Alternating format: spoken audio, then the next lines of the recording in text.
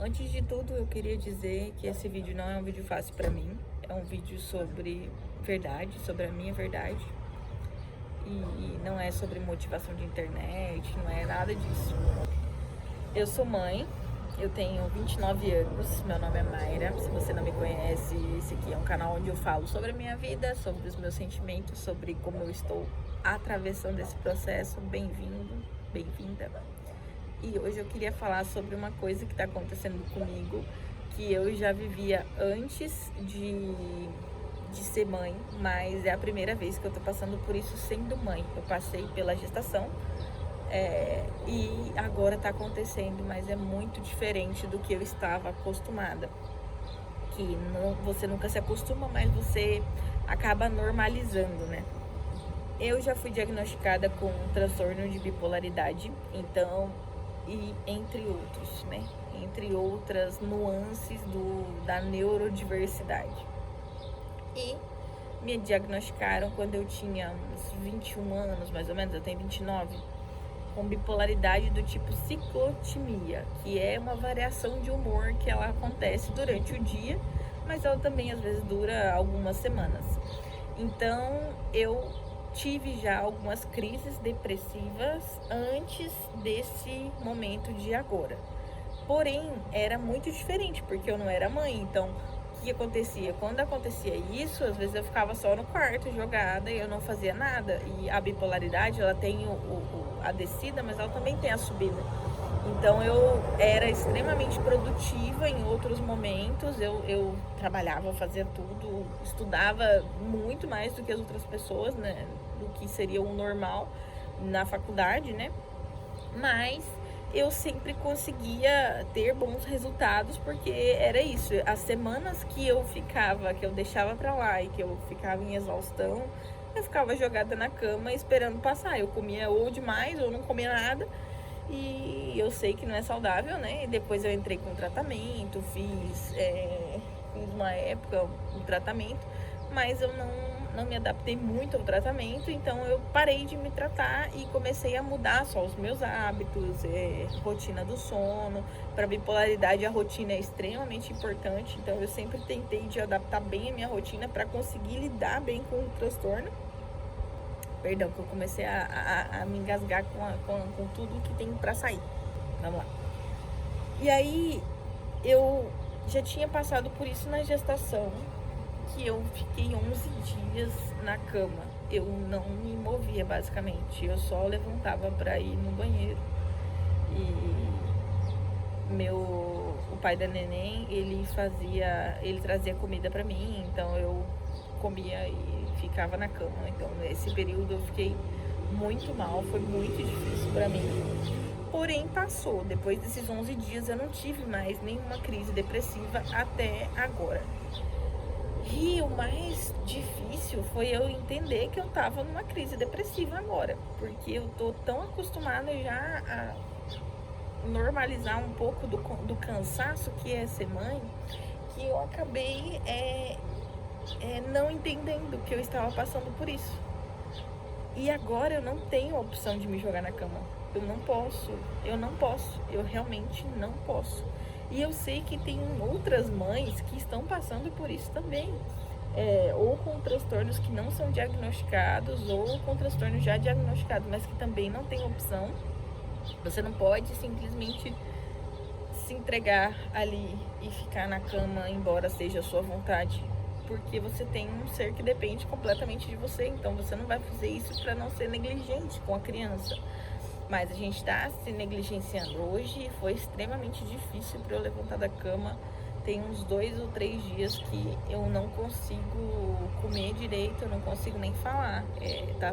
Tá sendo muito difícil gravar esse vídeo, porque eu tô tendo que gastar muita energia para falar. E eu não queria estar falando, eu queria estar em silêncio, reclusa, dentro de um quarto escuro e dormir por mais uma semana. Era isso que eu queria. Mas eu não posso fazer isso. E eu sei que na depressão pós-parto o sentimento é um pouco parecido. E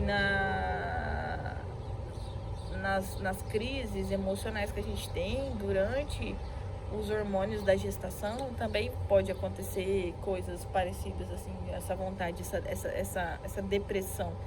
Eu não tenho um transtorno depressivo crônico, mas a bipolaridade, ela vem com fases depressivas. Então, você tem transtornos depressivos, você tem ciclos depressivos profundos e você sabe que vai passar e é assim, de um dia pro outro realmente passa. De repente eu simplesmente acordo e eu tô bem. E aí passou. E aí eu sei que isso vai passar. Então, só que eu tô atravessando esse momento. E quando eu estou atravessando esse momento, é muito escuro. É muito dark side, assim, sinceramente. É muito dark side. Eu não vejo brilho nas coisas. A minha filha aprendeu a falar dá. E eu sorri. E eu consegui sentir um pingo de alegria ali. Mas eu sei que eu estaria muito mais feliz se eu estivesse em outro momento.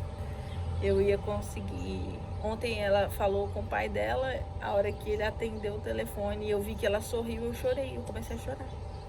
E foi simplesmente só porque eu vi que ela sorriu. E aí eu comecei a chorar, chorei. E aí o que você faz numa situação dessa, entendeu? Então é muito difícil. E eu sei que tem mais gente que passa por isso, não sou só eu. Mesmo de madrugada, quando eu tô sem vontade de existir, eu ainda tô acordando. Eu ainda tô dando de mamar, eu ainda tô cuidando dela, eu ainda brinco com ela, eu ainda sorrio pra ela. E eu ainda canto pra ela, eu ainda faço as musiquinhas de ninar. Mas eu tô desaparecida de mim, sabe? Eu não me vejo, eu não consigo entender nada. E por mais que eu entenda todos os tipos de técnicas e táticas para reverter ou minimizar, eu até já falei sobre algumas delas no canal, que funcionam de fato, mas nesse momento aqui, nessa hora, não funciona. Eu tenho que esperar passar. E eu sei que vai passar, então eu tomo um pouquinho mais de café, vou até tomar agora. E espero. E eu espero. E é isso, gente. Eu só estou esperando. E o fato de eu não poder me jogar na cama e não poder fazer, não fazer nada, me assusta um pouco, sabe? Mas ao mesmo tempo também me dá força, que eu sei que eu estou seguindo, estou atravessando, sabe? Me dá um motivo para continuar. É a primeira vez que isso acontece depois que ela nasceu, mas eu acho que de todas as vezes que isso aconteceu na minha vida, essa é a única vez que eu tenho um motivo para continuar. Os bipolares são dos quadros que mais tem tentativa contra a própria vida ao longo do envelhecimento. Porque você sabe que é um buraco fundo e que quando você entra, você já sabe onde que você vai parar. E você sabe que você fica mal lá. E você sabe também que passa, mas você só pensa de novo. Nossa, de novo eu tô aqui. De novo. E aí passa 1 ano, passa 2 anos, eu já convivo com esse transtorno há 8 anos, pelo menos. Uns 8, 10 anos, eu não sei ao certo. Né? Porque eu fui diagnosticada com 21, então 8 anos, eu tô com 29, quase 9 anos diagnosticada, mas eu já passava por isso antes. E eu tenho altas habilidades e superdotação, então tem toda uma estrutura super emocional que fica por trás também da bipolaridade. Então você ter 2 transtornos associados te torna vulnerável quase todo o tempo. Expor a vulnerabilidade é algo que me traz força, porque a partir do momento que eu falo sobre o que eu tô sentindo, é como se aquilo sentisse um pouquinho menos pra mim, sabe? Eu espero que vocês também tentem fazer isso, porque acho que funciona com a maioria das pessoas. Mas eu tô me esforçando pra falar alto, pra conseguir sair um pouco do som no vídeo, sabe? Eu tô me esforçando pra conseguir olhar pro celular e conseguir me comunicar. Esse esforço é algo que eu sempre fiz, só que agora eu faço com mais afinco, eu tô fazendo com mais vontade. Eu não gravaria esse vídeo em outra situação. Se eu não fosse mãe, eu não ia ter força para gravar esse vídeo. Se eu não fosse mãe. Então, quando eu fui uma mulher gestante, eu não consegui fazer isso. E mesmo com a bebezinha dentro de mim, e eu criando a minha força ali por ela, eu não consegui fazer isso. Agora que ela nasceu, eu consegui. Então, ser mãe transtorna o seu transtorno. Não sei se faz sentido, mas é isso. Porque você não pode vivenciar ele da maneira que você era acostumado a vivenciar. E aí até o seu corpo entende isso. Sua mente entende, o seu transtorno entende isso. Não sempre, tá, gente? Não generalizando, existem transtornos que não são dessa parte, que é a que eu passo. Transtorno de humor, né? Existem transtornos de personalidade que não são lidados dessa maneira. O meu tem um transtorno de humor, é diferente. Lida só com a minha produtividade. Tem horas que eu estou extremamente produtiva, tem horas que eu não estou nada produtiva. Mas é isso.